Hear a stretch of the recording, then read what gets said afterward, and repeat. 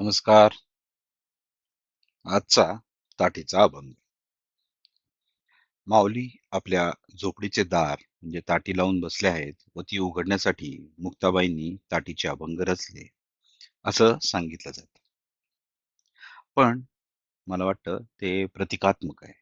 माऊली समाजावर रुष्ट होऊन आपल्याला मिळालेलं ज्ञान बंद करतील का काय, अशी भीती मुक्ताबाईंना वाटली आणि म्हणून त्यांनी ताटीचे अभंग लिहिले. माऊली व मुक्ताबाई यांच्यातील संबंध जाणून घेणे गरजेचे आहे. मुक्ताबाई ही माऊलींची लहान बहीण आणि त्या नात्यामुळे माऊलींकडे त्या हट्टाने काहीतरी मागू शकतात.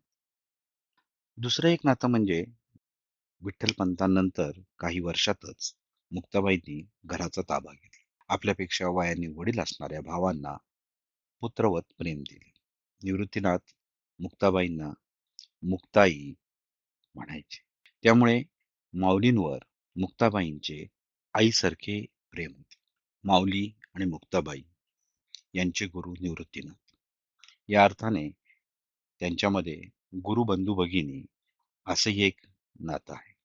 मुक्ताबाईंना गोरक्षनाथ भेटले असण्याचे अनेक अभंग आहेत आणि गोरक्षनाथ हे निवृत्तीनाथांच्या गुरूंचे गुरु. त्या अर्थाने तोही एक माऊली आणि मुक्ताबाई यांच्यामधला एक संबंध. आता या 3 वेगवेगळ्या नात्याच्या संबंधातून ताटीचे अभंग जन्मास आले.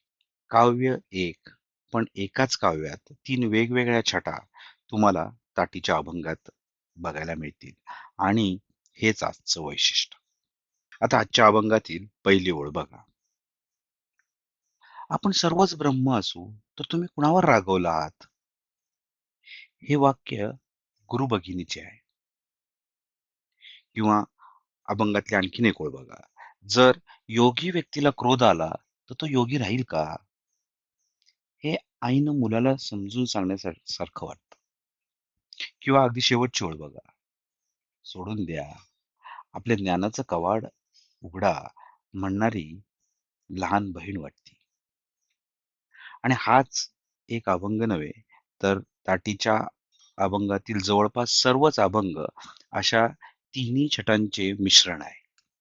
आईसारखी उपदेश देणारी, गुरुबंधूसारखी चर्चा करणारी किंवा धाकट्या बहिणीसारखा हट्ट करणारी एकच व्यक्ती 3 रूपे एकाच अभंगातून दाखवणे, हे भाषा समृद्धीचे एक वैशिष्ट्यच आहे.